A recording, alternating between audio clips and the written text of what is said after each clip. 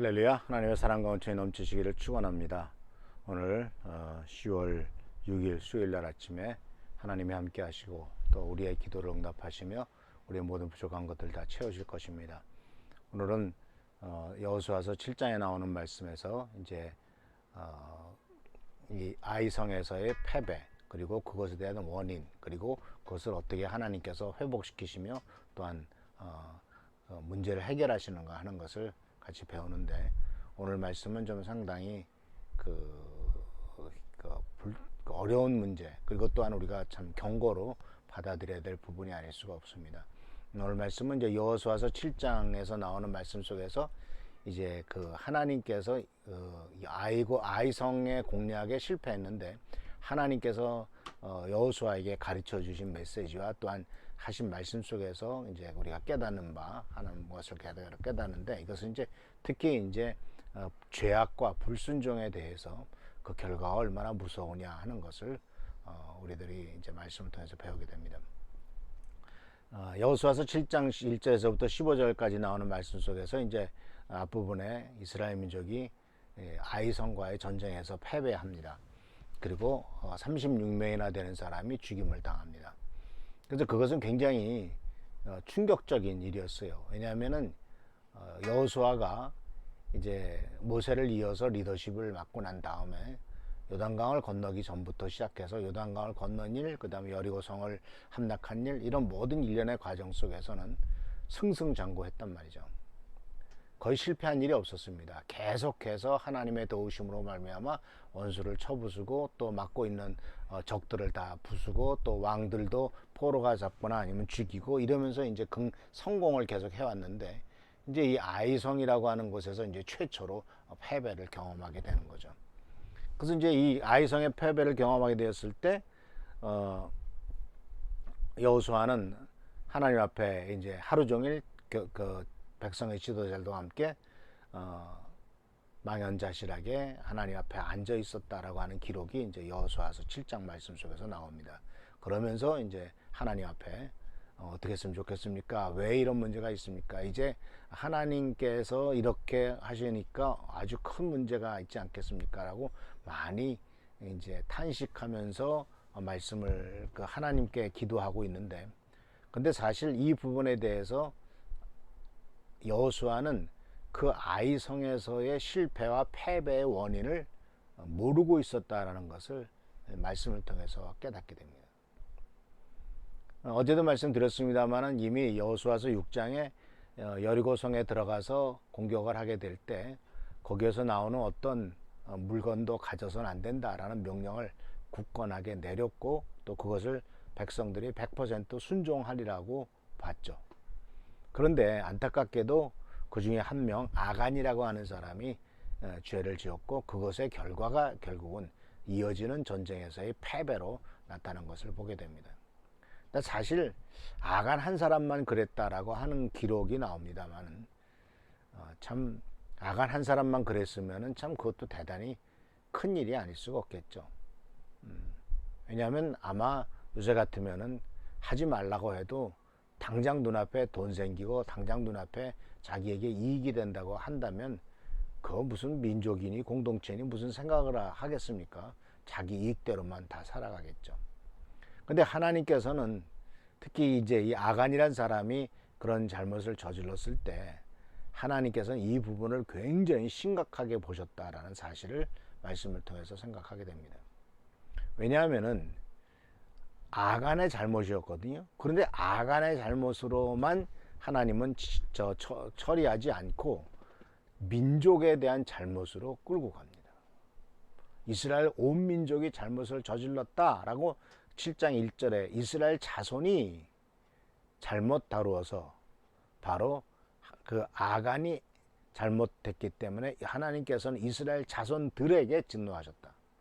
잘못을 저지른 것은 아간이란 사람이에요. 그런데 이 아간이란 사람의 이야기를 여호수아 7장 1절에서는 세라의 증손이요 삽디의 손자요 갈미의 아들이다라고 하는 이런 족보가 쭉 나오는데 유다 지파고요. 더군다나 이렇게 족보가 쭉 나오는 이유가 바로 뭐냐면 그 아간이라고 하는 사람은 상당히 지도력이 있는 사람이고 지도급의 인사이기 때문에 아버지, 할아버지, 그 고조 할아버지라고까지 쭉 올라가는 모든 족보가 나올 만큼 그 집안은 이름 있는 집안이었고 또 유력한 집안이었다는 사실이죠.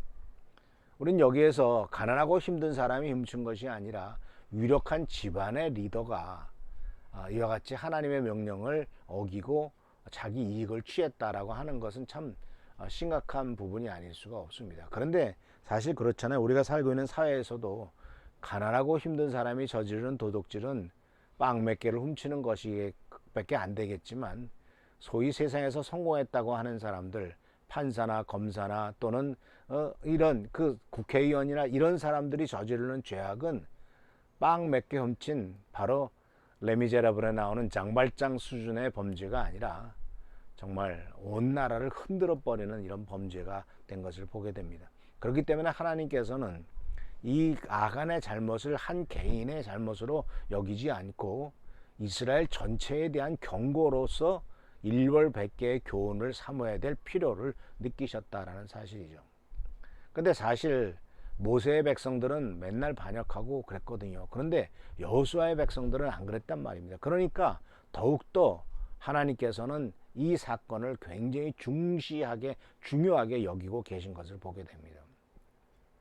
그래서 이 하나님께서 아간의 잘못이지만 아간의 잘못으로서 아간 한 사람의 죄악에 대한 것을 책임을 묻지 않고 이스라엘 민족 전체의 책임을 물었다라고 하는 것은 아간이 보여주고 있는 대표성뿐만 아니라 공동체성을 연결되어 있음을 우리들은 생각하게 됩니다. 한 지체가 고통스러우면 온몸이 고통스럽죠. 한 지체가 죄를 지면은 결국은 온몸이 감옥에 갇히는 거, 아주 심한 경우에는 사형을 당하거나 아주 무기징역에 처해서 다시는 나오지 못하는 것 아닙니까? 손이 무슨 도둑질 했다고 손이 뇌물을 받았다고 손 잘라버리면 끝나는 게 아니잖아요. 그래서 오늘 말씀 속에서 우리들에게 가르쳐주는 중요한 것은 이 죄의 결과가 얼마나 무서우냐 하는 겁니다.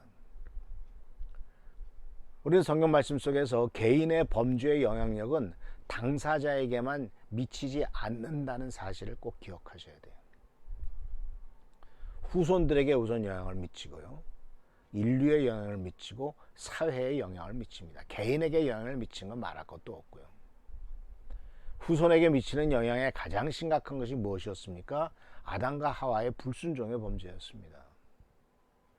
그래서 결국은 아담으로 말미암아 죄악이 아담의 죄로 말미암아 온 세상 사람들이 죽임을 당하게 되는 죽음이 이 땅에 들어오지 않습니까? 또 아브라함의 죄는 어떻습니까? 아브라함이 이스마엘을 태어나게 함으로 말미암아 이스마엘 이후 이삭 그 아랍 족속과 바로 그 전쟁이 지금도 계속되고 있지 않습니까? 원수가 돼서 후손들에게, 그래서 이 후손에게 미치는 영향뿐만 아니라 인류에 미치는 영향은 아담의 죄는 한 사람으로 말미암아 죽음이 왔고 아브라함의 죄는 나라 전 세계가 진영으로 나와서 싸우게 만드는 결과를 가져왔고, 그런데 하나님께서 그 당시에는 더 중요하게 여기셨던 것은 바로 뭐냐면 당시 이스라엘 민족이라고 하는 사회에 끼치는 영향이었어요. 자, 소위 화천대유 사건이나 대장동 개발 사건 때문에 수많은 사람들이 이제 분노하고 있는데 말도 안 되는 돈을 가져갔다. 얼마 1,000만 원도 안 되는 돈을 투자하고 100억이 넘는 돈을 그 배당금으로 가져갔다라고 분노하는데, 솔직히 우리들 마음속에는 우리들도 그 자리에서 끼지 못했기 때문에 가진 분노는 없나요? 우리들도 아마 그 자리에 낄 수만 있었으면은 돈 1,000만 원 갖고 와라. 그러면 내가 엄청나게 불려줄게 하면은 아마 당연히 우리들도 거기에 투자를 했을 겁니다.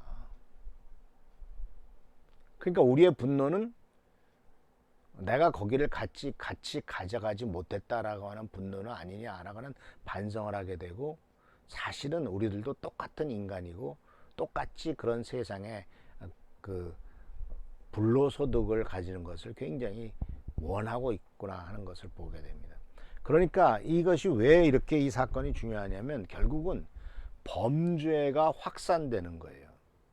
그리고 그 범죄가 무감각해지는 거예요.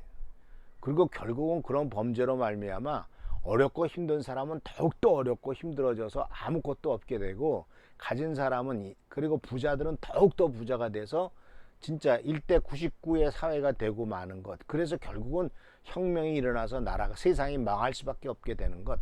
이런 것들이 바로 사회에 미치는 영향이요 오염의 문제이기 때문에 하나님께서는 하나님의 백성들이 그렇게 멸망당하기를 원치 않으신다라는 것입니다. 그래서 사랑하는 성도 여러분, 정말 이 불순종, 아간의 죄악은 아간만의 죄악이 아니란 사실을 꼭 기억하시길 바랍니다.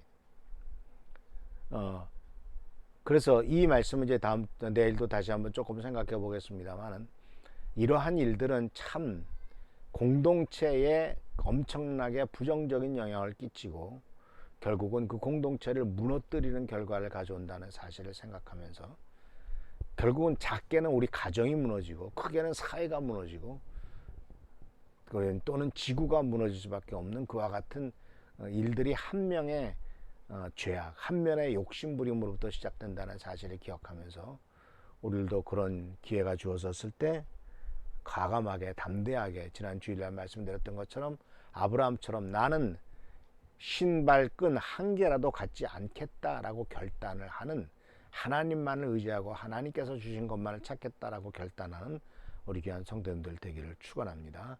기도하겠습니다. 조신 주님 은혜를 감사합니다. 오늘 아간의 죄악에 대해서 생각해 보았습니다. 우리들도 그런 기회가 있다면 아버지 하나님, 그것에 대해서 아브라함처럼 나는 절대로 갖지 않겠다라고 담대하게 거절할 수 있을지 우리들 자신에 대해서 반성하며 또 우리들 자신을 돌아보는 시간 주신 것을 감사드립니다. 하나님께서 주시는 길을 따라갈 수 있도록 도와주시고, 세상의 기준에 의해서 성공적인 길을 추구하고 세상의 기준에 따라가는 우리가 되지 않도록 주여 도와주옵소서.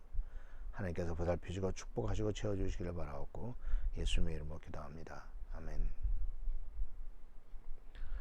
우리 서승규 장로님, 한은조 선생님, 또 박순희 집사님 가정의 일들, 또 각 가정의 부족하고 연약한 일들 다 주께서 채워주시도록 하나님이 함께 하시는 여러분 되시길 축원합니다. 계속 기도하고 하나님께 매달리는 우리 모두가 되길 바랍니다. 할렐루야, 감사합니다.